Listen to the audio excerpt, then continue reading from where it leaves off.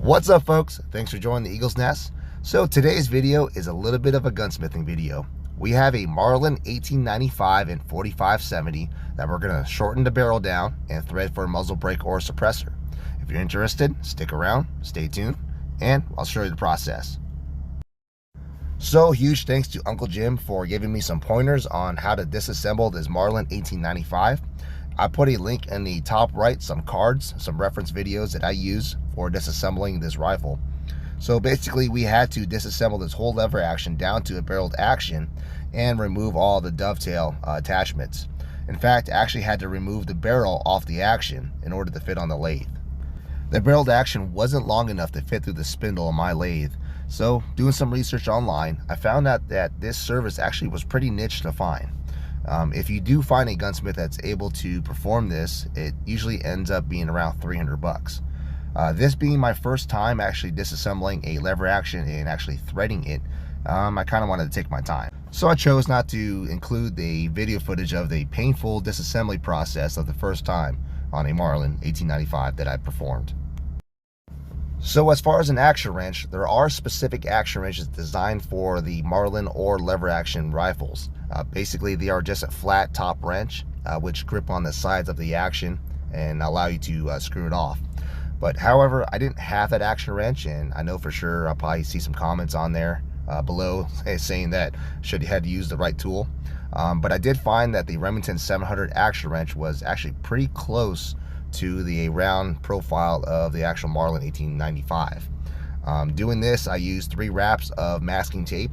Masking tape does wonders for any kind of barrel work or action work that you're doing. Really helps protect the finish and helps kind of mitigate the marring. So for this lever gun, I did emphasize to the owner that there might be some marring, but we decided that we're basically just going to be Cerakoting this thing anyway, and any kind of scratches or imperfections will be covered up with the Cerakote. Remove this thing.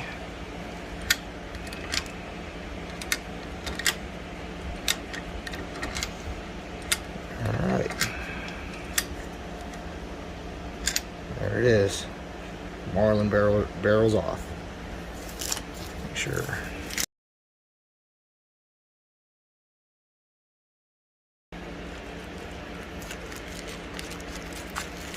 Nope. It's a little bit on the edge right here, but not barely noticeable. So this 1895 lever gun, after talking to Uncle Jim, is a newer style lever gun.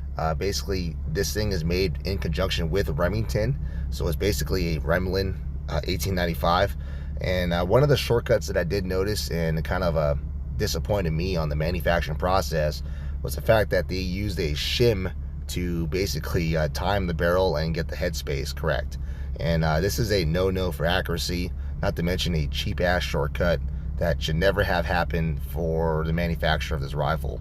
So kind of disimpressed with Marlin for allowing this to happen, and this is probably why this rifle didn't shoot well. Alright, got the barrel indicated about 1/10,000th of an inch, and you can see the mark there where I'm going to be cutting it. So live center, kind of acting as a pivot point, reverse on the lathe, and we go ahead and get on cutting.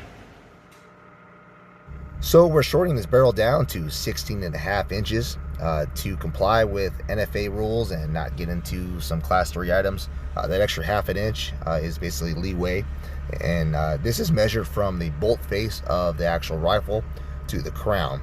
Now I'm using a self-profile cutting tool. This is a parting tool that I made, and you can see that I'm actually parting it with a little bit of room in front of the mark, and that's to allow some extra material for facing and making sure that this thing is faced off, in line and concentric, perpendicular to the bore. This particular cutting tool is a high-speed steel cutting tool, and it likes to be ran around 70 RPM. Any faster than that, I start getting chattering. So it takes a long, tedious process clearing out the chips, adding cutting fluid. I'm using a rigid, dark cutting fluid. It's a very high sulfur content, basically what's necessary and what's needed to have a nice, clean cut and reduce the chattering. This barrel itself is pretty hard stuff. It's actually a chromoly barrel. So if you don't know, chromoly barrels are pretty hard. It's a lot harder than stainless steel. So here comes the scary part, is basically near the end. Since this thing is on a live center, I'm afraid of this thing catching and, you know, throwing back at me. So proper PPE, safety glasses, safety goggles, gloves, all that. So as you can tell, it's completely parted off. I went ahead and shut off the lathe, just backed out the tailstock and removed that excess material.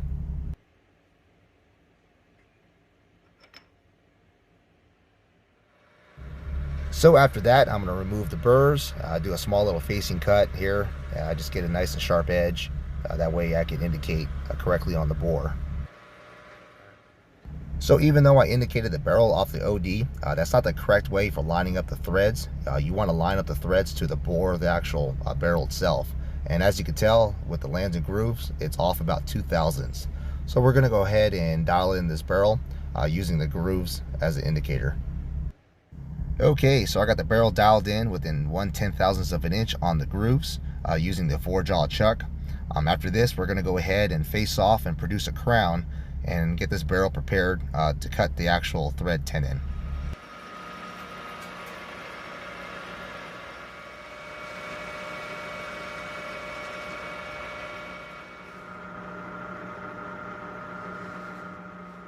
So for the muzzle tenon length, I scribed a line 625 thousandths. That's just a length that I like to use.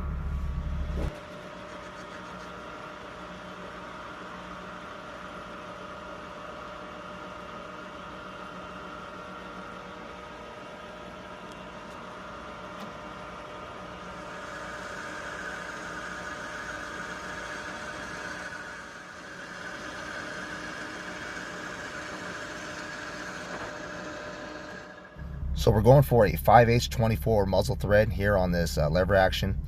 So I like to aim for 626 thousandths. That gives me about a 1/1000th leeway for tool deflection and to get a nice tight thread. Alright, so here I'm adding a little bit of a thread relief. This allows me to stop my threading tool and reset, taking in mind that the actual barrel wall is getting pretty thin at this point. I have about roughly 20 thousandths, so I'm only cutting in about 2 to 3 thousandths for a thread relief, and after that we'll get on doing some die cam and do a scratch pass. So for my muzzle threads, I like using a deep reach threading tool. I got it squared up here with the fish, and we're doing some single point cutting. I got the compound set up at 59 degrees, so just making sure that my actual threading tool itself is perpendicular to the actual barrel.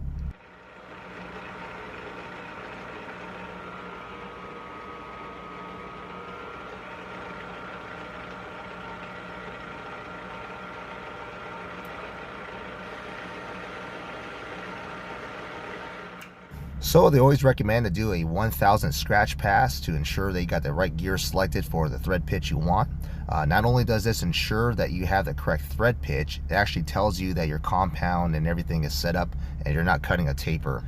And if you happen to get the thread pitch wrong by accident, you can actually save your tenon there and just reselect your gears correctly and do another scratch pass.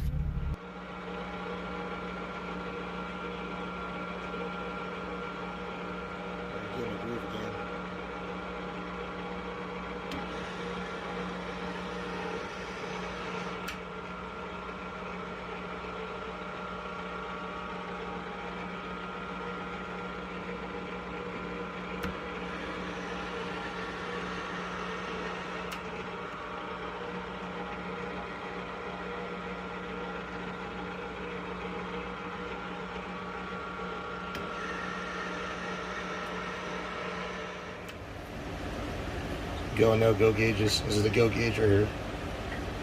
It should theory thread nice and tight. So here, yep, little burr right there. Little burr. That's the go gauge. It's nice and tight. And then the no go gauge should not work. So the no go gauge. Locking up. So for quality, the last thing that I do is knock down the high side on the actual threads itself with a file, and you can use a thread chaser as well, and I also add a little bit of a relief on the front there for easy threading. Well, folks, there you have it, the Marlin 1895 and 4570. We cut this thing down to 16.5 inches and threaded it for a suppressor or muzzle brake. Now, we do have some Razor Point Precision hardware coming for this actual lever gun, and I did add a muzzle brake there. I opened it up to 472 thousandths, so this should really help mitigate recoil. Now, the only thing I got to do now is file down the front dovetail and add the front sight. So, folks, there you have it. Let me know what you think. Comment below. Like, share, subscribe. As always, stay safe, and I'll catch y'all on the next video.